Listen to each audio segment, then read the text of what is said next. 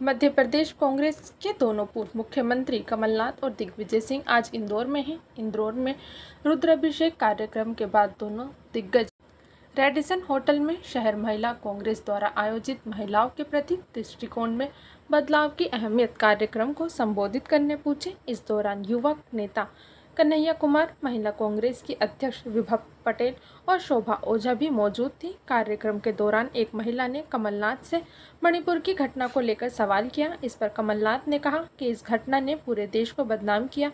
जो घटना हुई वो चिंता का विषय है, लेकिन ये क्यों हुआ, उसका सोर्स क्या है। हमारी संस्कृति जोड़ने की संस्कृति है, लेकिन वो खतरे में है। तमिलनाडु में भाषा का विवाद है। इन सभी चीज़ों की शुरुआत मणिपुर से हुई है। आदिवासी और नॉन आदिवासी की लड़ाई कराई जा रही है। हमें इस बात से घबराहट है कि मणिपुर कहाँ कहाँ फैल सकता है। यह सोच की बात है। लाडली बहना के नारे से महिला ना तो बहन बनेगी, ना ही लाडली बनेगी। कमलनाथ से एक महिला ने पूछा, क्या आपकी बेटी होती तो राजनीति में उसे आने के लिए प्रेरित करते। इस पर कमलनाथ ने कहा कि ये बात मैं दावे के साथ इसलिए नहीं कह सकता क्योंकि मेरी बेटी नहीं है। राजनीति सिर्फ सत्ता का विषय नहीं है। मेरी बेटी होती तो मैं ज़रूर उसे उत्साहित करता, लेकिन सिर्फ चुनावी राजनीति के लिए नहीं, राजनीति को समाज सेवा का माध्यम बनाने के लिए उत्साहित करता।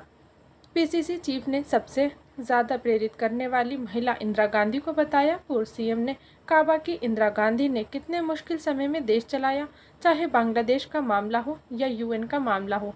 मुश्किल समय में उन्होंने युद्ध जीता। वे मेरे जीवन की सबसे ज़्यादा प्रेरणा स्रोत महिला हैं।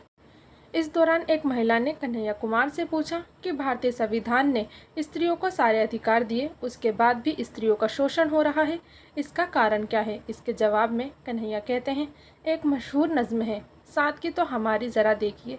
इसमें एक लाइन है, हमने तन्हाइयों से घबराकर दुश्मन को ही हमसफ़र कर लिया।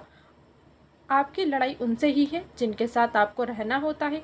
आपकी लड़ाई उनसे है जिन्हें आपने 9 महीने पेट में रखते हैं। जेंडर की लड़ाई सबसे मुश्किल लड़ाई है। जाति आधारित लड़ाई आसानी से लड़ी जा सकती है। इसमें लोगों को गोलबंद किया जा सकता है।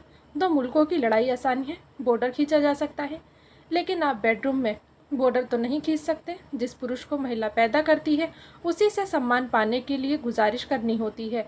अपने दुश्मन को कभी हमसफ़र कर लिया है। ये एक लंबी लड़ाई है जिसे हमें किश्तों में लड़ना होगा।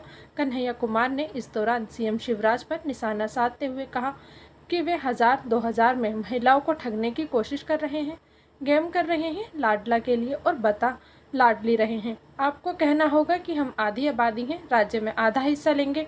1000 रुपये में ठगने की कोशिश मत कीजिए।